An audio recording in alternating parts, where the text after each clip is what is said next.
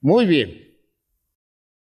En lo que estamos trabajando, regresamos al texto de la parábola de los talentos, ¿no?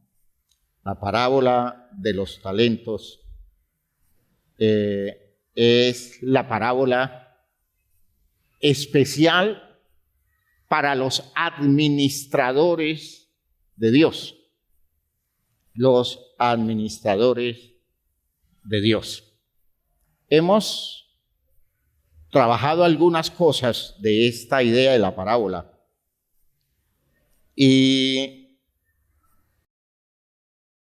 vamos a mirar algunos detalles de los textos que nos sirvan para la reflexión.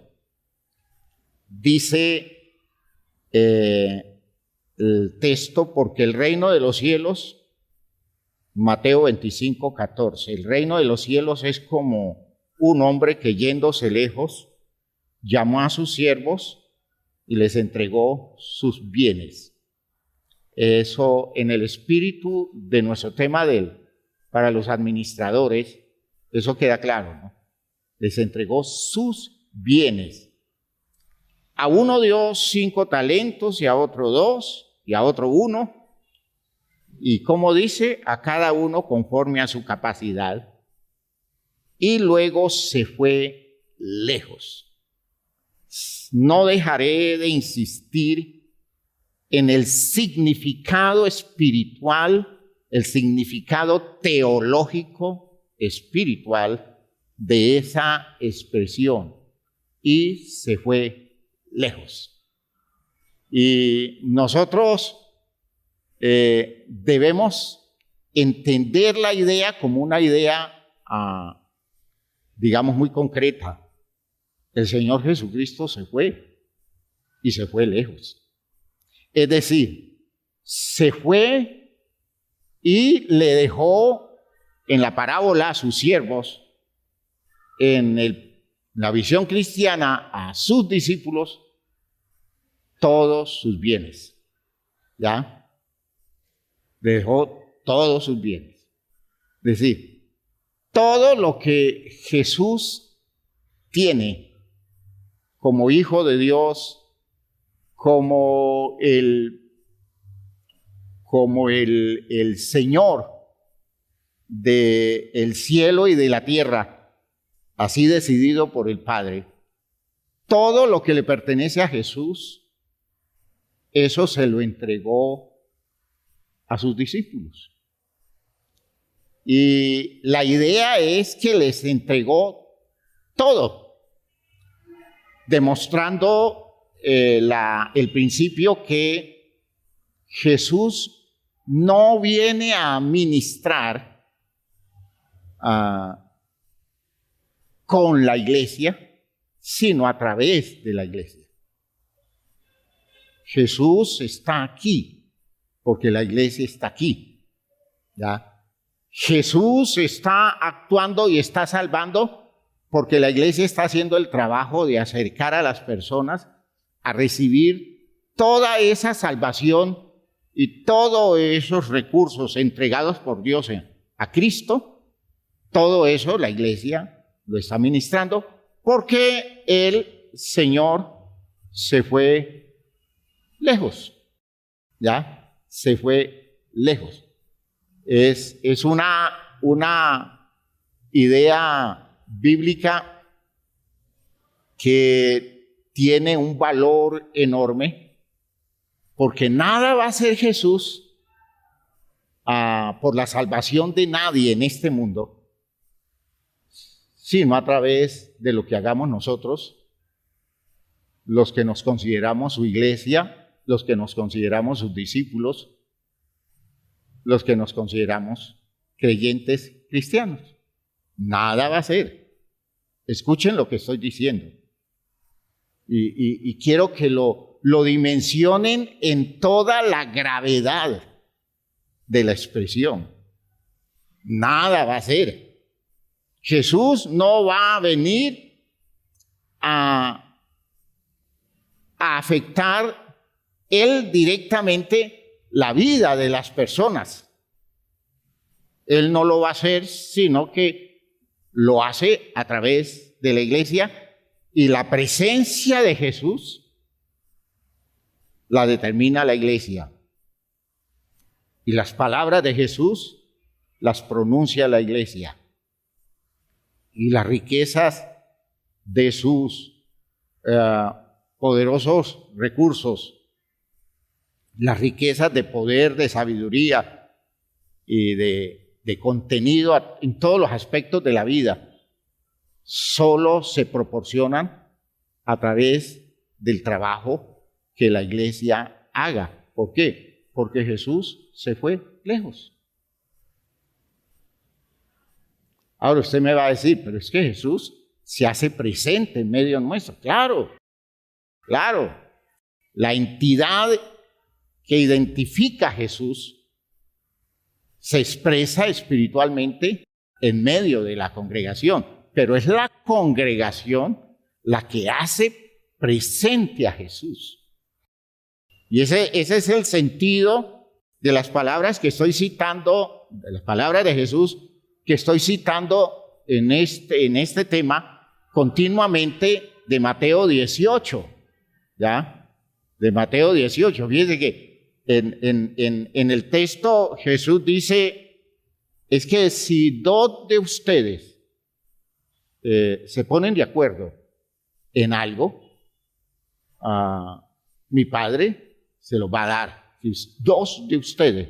Y fíjense que el domingo les mencionaba eso como el sentido de la congregación. Dos son congregación. Pero fíjense que el sustento de ese versículo es el versículo que sigue. Dice, porque donde dos o tres estén congregados en mi nombre, pues allí estoy yo con ellos. Y nosotros elaboramos la visión de Él está presente porque se hace presente espiritualmente. Él está con nosotros espiritualmente. La realidad del ser de Jesús está presente en esos momentos en que dos o tres nos identificamos con sus principios y nos ponemos de acuerdo para congregarnos, para encontrarnos. Entonces, eso es lo que lo hace presente. De que no entendemos bien el principio de estoy yo con ellos. Está Él con nosotros porque su palabra, porque sus criterios, porque su forma de relacionarse es la que está desplegando la iglesia. Es decir, esos dos o tres están actuando en la expresión de identidad total con el Espíritu de Jesús. Por tanto, Él está allí. Pero quienes lo hacen presente son los dos o tres que están congregados en su nombre. ¿Verdad? Hagan el esfuerzo y visualicen las ideas. Porque es que me preocupa que en lo religioso nosotros los religiosos a veces tenemos la tendencia a actuar con un enorme sentido de irresponsabilidad, entregándole a la fuerza poderosa que es la de Dios, la de Cristo, todas las posibilidades de hacer las cosas. Y entonces le decimos al Señor Jesús, Señor, salva a mi familia, por ejemplo, y no entendemos que el recurso para salvar a la familia lo representamos nosotros. El recurso poderoso para salvar la familia lo representamos nosotros.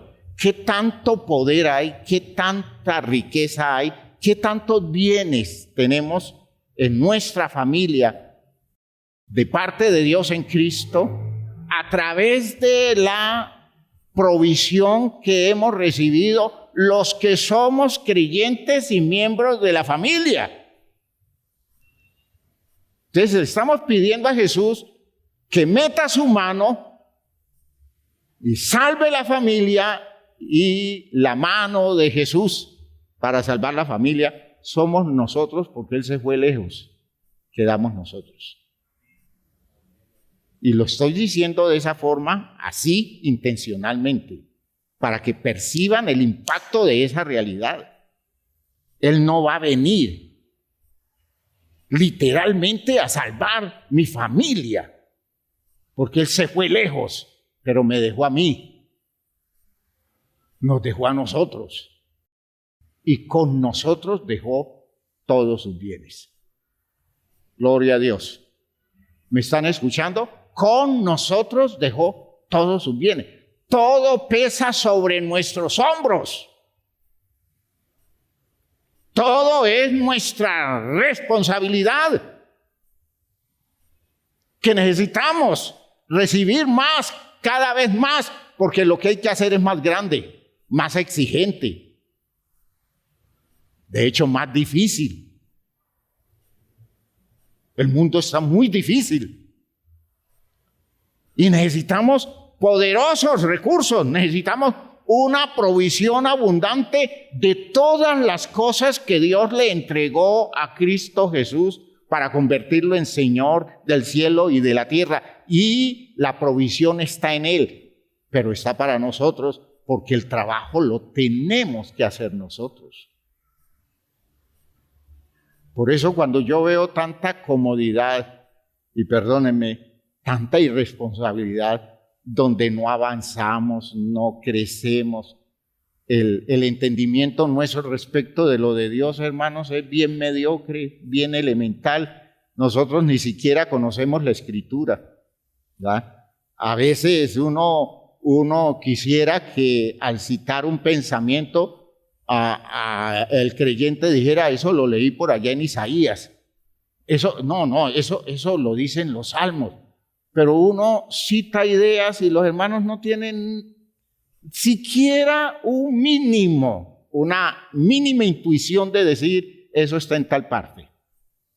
Porque no nos enriquecemos con el poder de la palabra, que es la palabra que salva, porque estamos esperando es que Dios haga el trabajo, que Cristo haga el trabajo, que el Espíritu Santo haga el trabajo. Esas son las concepciones nuestras. Que el Espíritu Santo llegue, intervenga y toque eso y mueva todo eso y saque todo lo malo y meta todos los recursos santos. Y no entendemos que los que debemos hacer eso somos nosotros, que el poder del Espíritu como recurso de Dios en Cristo se nos entregó a nosotros y que ministramos el Espíritu nosotros. Somos los ministradores del Espíritu. Los que le entregan contenido del Espíritu al mundo somos nosotros.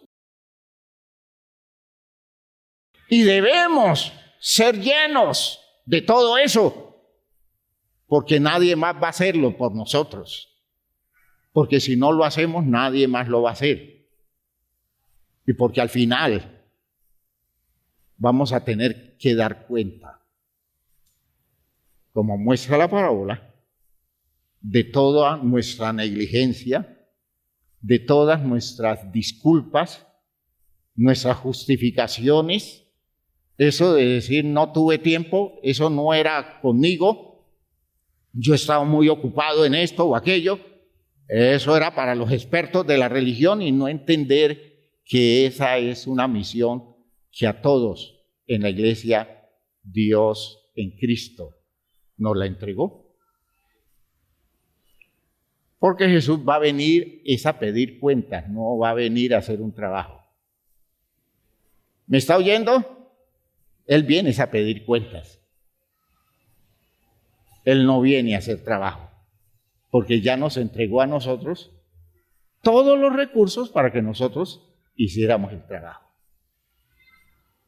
Espero que esto quede claro, y muy claro. Ya, muy claro. Uno quisiera que Dios hiciera más. Siempre es ese sentimiento, ¿no? Uno está viendo la necesidad de la gente y uno dice, Señor, allá hay necesidad de hacer más. Y luego que ya uno que tiene la claridad, uno dice, pues sí, ¿y quiénes lo van a hacer? Si no lo hacemos nosotros, ¿quién lo va a hacer? ¿Verdad? ¿Quién otro lo va a hacer? Estamos esperando que Dios levante las piedras para que hagan el trabajo por nosotros. Y cuando se refiere a piedras, se está refiriendo a condiciones humanas. ¿Verdad? Está refiriendo a condiciones humanas. Dios puede hacer de estas piedras hijos de Abraham, de modo que no se preocupen por los hijos de Abraham, porque Dios hace hijos de Abraham de lo que menos se espera, de lo que menos se podría dar.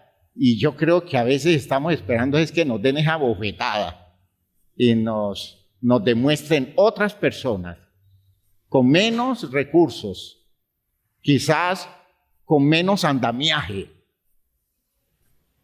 con menos posibilidades porque no han tenido todo el tiempo que nosotros hemos tenido la oportunidad. No han gozado de atención como nosotros hemos recibido atención. Y vamos a esperar que venga esa gente a hacer el trabajo que nosotros negligentemente no hacemos porque estamos metidos en los tontos conflictos de nuestros estados emocionales por cosas situacionales, nuestros conflictos relacionales, nuestras situaciones preocupados por el interés económico donde la fe en Dios no tiene ninguna importancia. Es decir, una cantidad de cosas donde nos comportamos como si nosotros fuéramos gente vulgar de este mundo. Cuando digo vulgar no es por vulgar común, sino la vulgaridad del que no conoce de Dios. Y actuamos así, como gente profana, como gente que de Dios no tiene nada, porque actuamos como gente que no tiene nada de Dios y de hecho pensamos como gente que no tiene nada de Dios y estamos imbuidos en un tipo de sistema existencial donde Dios no nos toca a nosotros para nada porque ni siquiera nos da cosquillas. Esa sensibilización diciendo, oiga, como que no estoy bien, como que hay que cambiar, como que hay que replantear. No, nada de eso. Comunes y vulgares como todos los de afuera.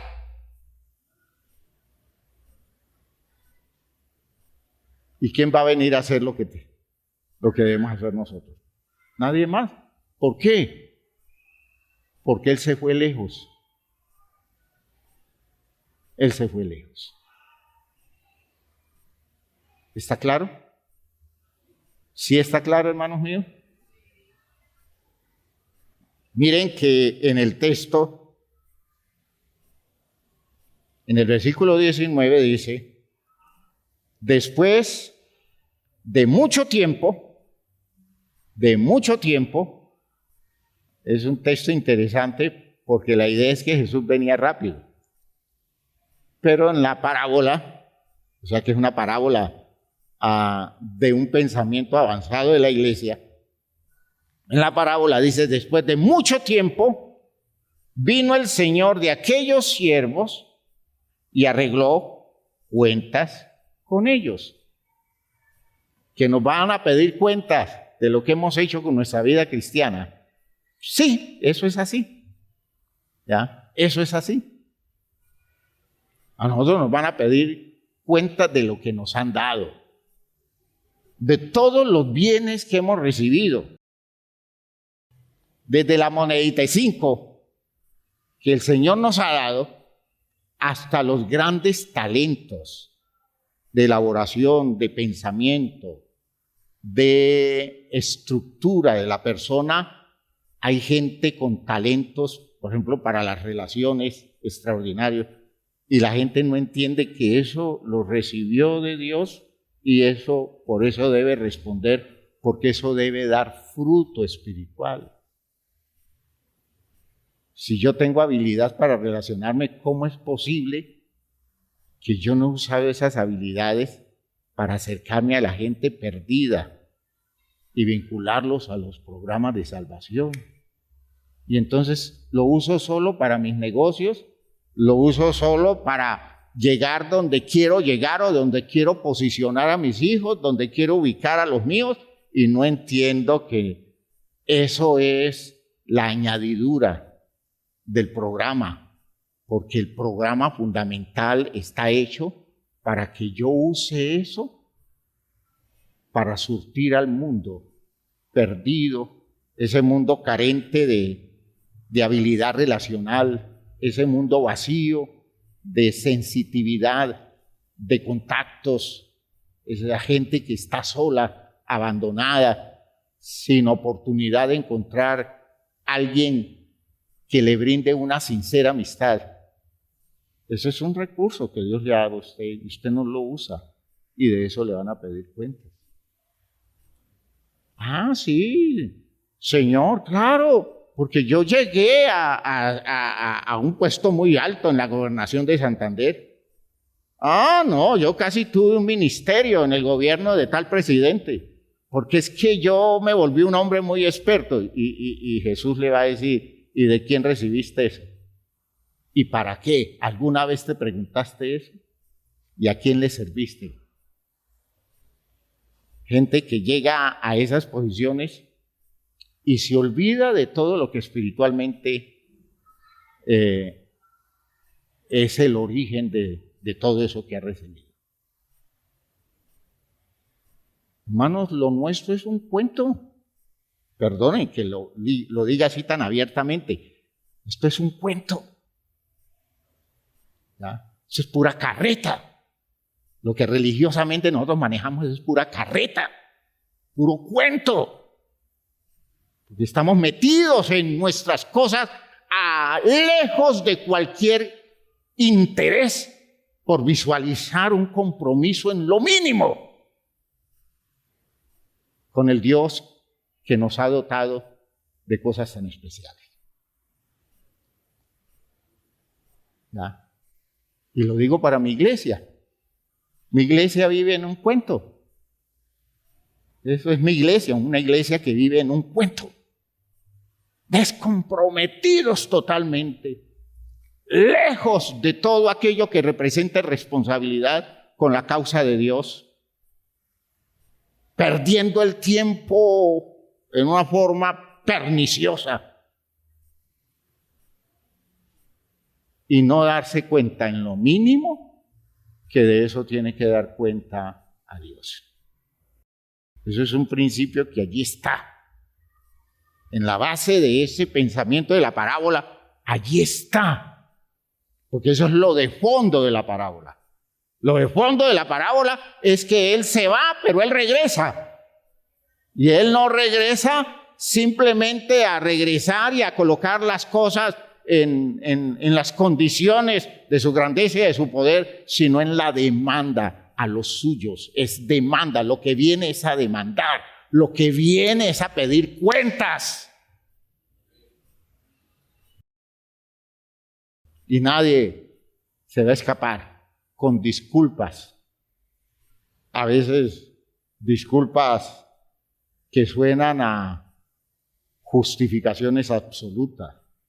Conocía que eras hombre duro, que ciegas donde no sembraste y recoges donde no esparciste y por eso tuve miedo. Y mira, yo fui y enterré tu talento y aquí está tu talento. Te lo conservé. Ese argumento, hermanos, es ¿qué le digo yo? Es mediocre.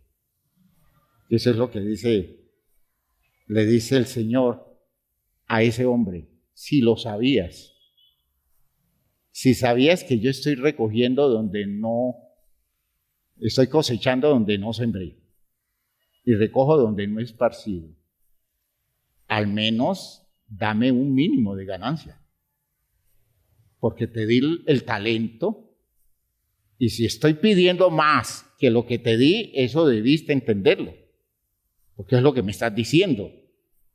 Eso que me digas que tuviste miedo, eso no fue miedo, eso fue negligencia. No confundas el miedo con la negligencia. Todos tienen temor y por eso se esfuerzan en hacer las cosas con mucho cuidado, garantizando que las inversiones que hagan sean inversiones que garanticen el sostén del dinero con una mínima ganancia. Y si tienes tanto miedo, al menos coloca el dinero en el banco para que me den los intereses, porque si yo estoy pidiendo lo que no sembré, tú debes entonces tener la cosecha de lo que te voy a pedir. De modo que no me digas que porque yo era así, por eso no hiciste nada, cuando debió ser el motivo para hacerlo todo. Lo que me estás diciendo es que te dio pereza. Lo que me estás diciendo es que te ocupaste en otra cosa. Lo que me estás diciendo es que tus negocios de pronto funcionaron, pero el que te encomendé no te importó y yo no te acepto a ti con disculpas. Porque en esto no hay disculpas. ¿Estamos hablando claro? ¿Sí me están entendiendo, hermanos míos? Puede ser que nosotros seamos las personas más limitadas. Entonces Dios no nos va a dar 5 talentos, no nos va a dar 2, a veces ni nos va a dar 1, que nos dé medio talento, pero siempre nos va a dar un área de responsabilidad. Y debemos estar activos en esa área de responsabilidad y estar trabajando fuerte en ese campo, entendiendo que algo que en nosotros hay, que surte efecto, que impacte, que produzca resultados, eso me lo entrega el Señor para que yo le responda, y el Señor de muy lejos va a venir y me va a pedir cuentas. ¿Quedó claro? ¿Tiene sentido eso? Es la frase del texto, ¿no? Decimos que en ese caso el punto es que se espera la gestión mínima de quien recibe. Cualquier cosa haga. Que cuando usted se pone a trabajar lo que tiene que trabajar, van apareciendo resultados. Porque lo que tiene es poderoso. Usted no se imagina todo el poder que hay en sus manos. Que no sospecha siquiera toda la grandeza del recurso de ministración que Dios le ha dado. Y puede ser que ese recurso de ministración sea dinero contante y sonante, sea dinero físico. Y ese dinero, si se lo entrega el Señor, es mucho más poderoso que todo el dinero que tenga el mundo. Es un dinero distinto y tiene una eficacia distinta, tiene un poder para dar resultados, tiene un poder enorme para sostener. Es que si con 5 panes y 2 peces se alimenta a una multitud mayor de 5,000 personas, quiere decir que es poderoso. El recurso usado es poderoso, porque es recurso que viene de Dios a través de Cristo, y son infelices 5 panes, como cualquiera de los panes que otros pueda tener.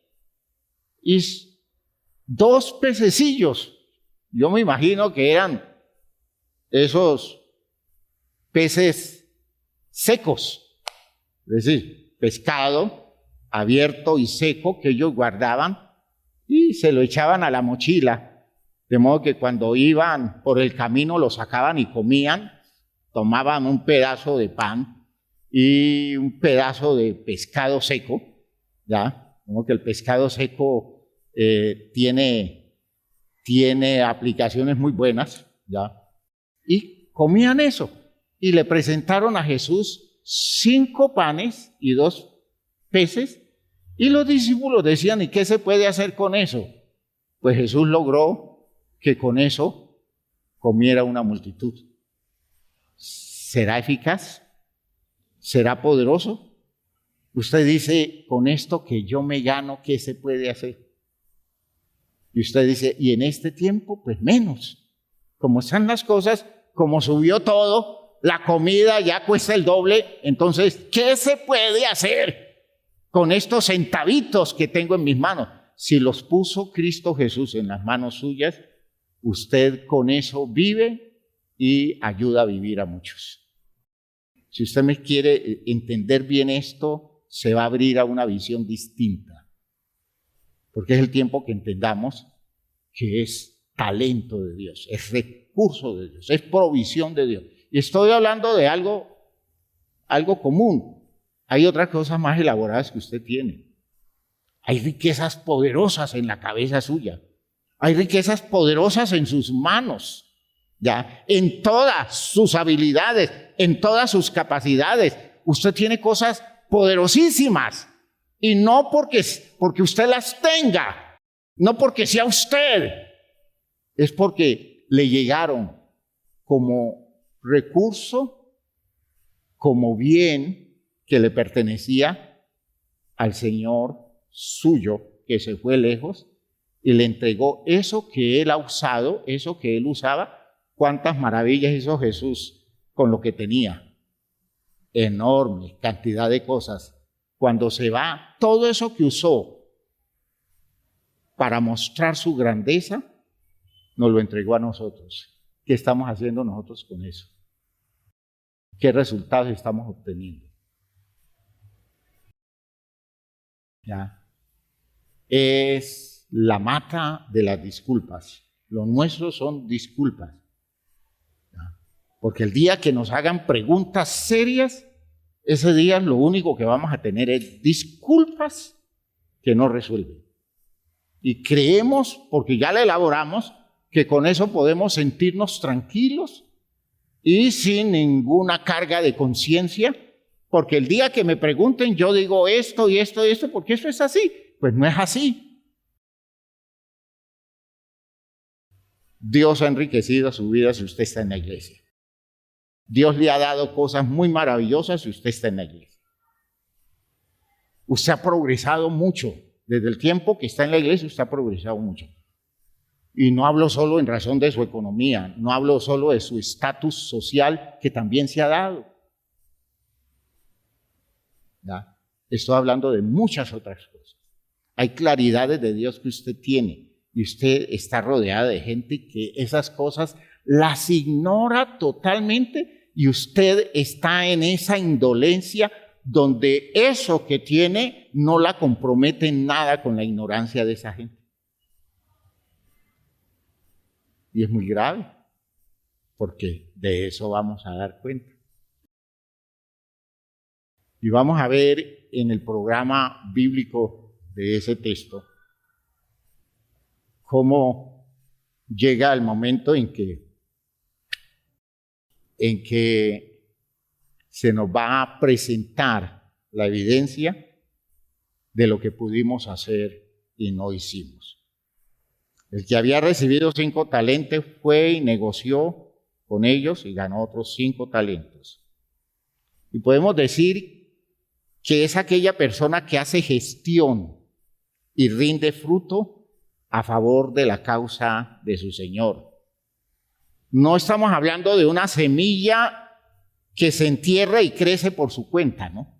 Eso es otra figura y eso tiene otra representación. Aquí estamos hablando de administración. Por tanto, se nos entrega ese en las manos para que gestionemos nosotros.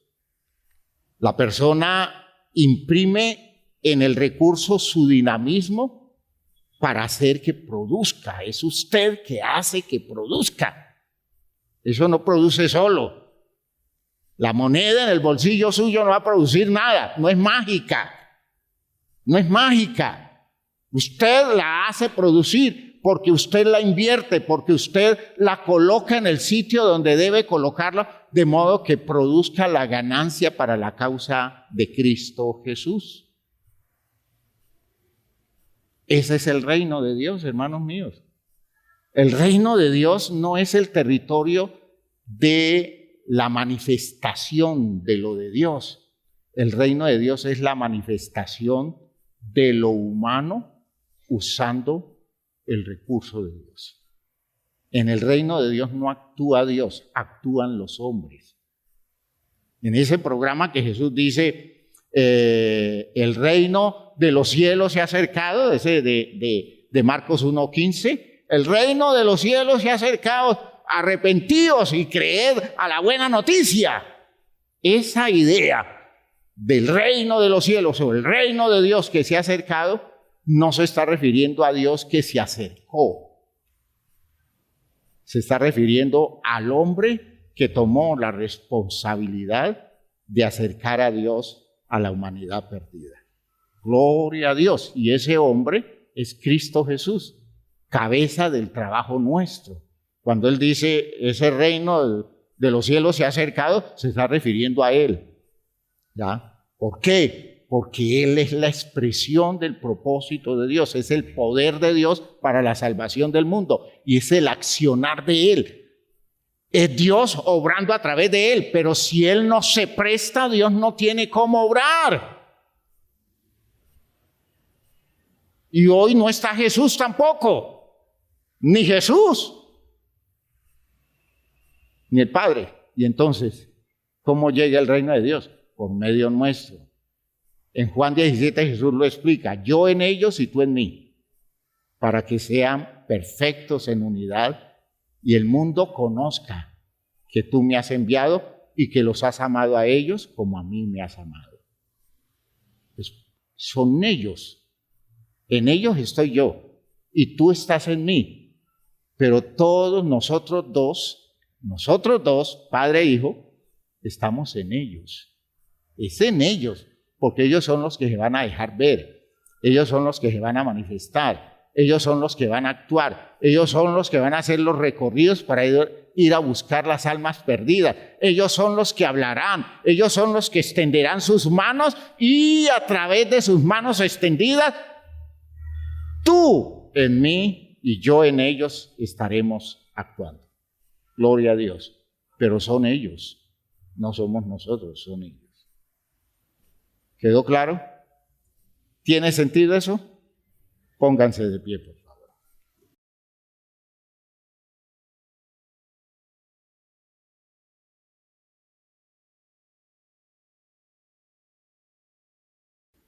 ¿Sabe qué es lo más sorprendente de todo esto? Es lo que nosotros, como mensajeros y como portadores, nosotros veremos y seremos testigos. Que usted pueda decir, es que yo hice eso, y usted tendrá con humildad que decir, no lo hice yo, fue Dios. Pero me usó, ¿ya? Las cosas que yo hago, no las hago por mi propia cuenta, sino que mi Padre que está en mí, Él hace las obras. Pero ¿quién estaba haciendo todo? Jesús. Era Jesús, solo que Jesús reconoce que nunca tuvo poder para eso. El poder que está desplegando es el que le entregó el Padre, es el Padre el que está actuando. Entonces dice, aquellos que puedan creer esto, asimilar esto, las obras que yo hago, las harán también. Y mayores harán, porque yo voy al Padre. Es decir, habrá un surtido de poder más grande que el que se ha desplegado a través de mi vida. El poder está en nosotros, hermanos míos. Las posibilidades son nuestras. Metámonos en esto para que nos escandalicemos todos los días viendo a Dios salvar la gente, viendo a Dios sanar los enfermos, viendo a Dios levantar a las personas cautivas de males, romper cadenas, viendo a Dios iluminar los corazones que están en tinieblas, y todo surgirá por medio nuestro. Y ese será su escándalo. Y usted dirá, pero es que yo no. Sí, no es usted, es Dios. Pero usted se prestó, usted abrió la puerta, generó las condiciones y Dios está haciendo maravillas en este mundo. Gloria a Dios. ¿Lo cree? ¿Se dispone? se abre a eso, no saque más disculpas. Por favor, no saque más disculpas. No juegue a evadirse más. Métase de lleno en esto. Deje que Dios haga en usted las maravillas que Él quiere hacer a través de usted. Padre eterno, te damos gracias por esto que hoy nos permites entender, esa puerta que nos estás abriendo a la claridad, a la visión de las cosas idealmente como se deben entender. Ayúdanos, Señor, a superar esa forma común de entender el cristianismo, de visualizar la práctica espiritual nuestra de esa forma tan elemental y superficial. En el nombre de Jesucristo te pido, Señor, que despiertes en nosotros esa profunda sensibilidad del compromiso, de la actitud en la que nos metemos de lleno en esa realidad espiritual, en ese fondo que despierta en nosotros ese compromiso por hacer la obra tuya, Dios mío, la obra de Cristo Jesús, tu Hijo amado, en medio de la sociedad a la que le pertenecemos y en donde nos has puesto a ministrar. Ayúdanos, Señor, a superar esa manera común de visualizar las cosas y de encontrarnos en ellas, Señor. Ayúdanos a actuar con claridad y con gran sentido de consecuencia. En el nombre glorioso de Jesucristo, yo sé que es un escándalo todo esto, porque, Señor, la manifestación de tu poder es escandalosa porque está surgiendo a través de las condiciones frágiles de nuestra naturaleza humana. Convence, Señor, a estos tus hijos para que asuman el reto que les has colocado al entregarles todos tus bienes en sus manos. En el nombre glorioso de Jesucristo el Señor. Amén. Amén. Amén. Espero que comience a despertarse en usted un deseo de asumir el papel de Jesús en el territorio que a usted le corresponde y de pronto llevarse la angustiosa sorpresa que le hace sentir que usted no tiene poder. Y eso que comienza a despertar en usted un afán por recibir, por formarse, por ser suministrado para hacer el ministerio, que sabe que si no lo hace usted, probablemente otro no lo va a hacer, y si otro no lo hace, de eso va a tener que dar cuenta usted. Que Dios tenga misericordia de nosotros y nos ponga en el camino correcto a meternos de lleno en lo que tenemos que meternos para ver el poder de Dios moverse con generosidad y que nos despierte sorpresa, admiración y buen gusto.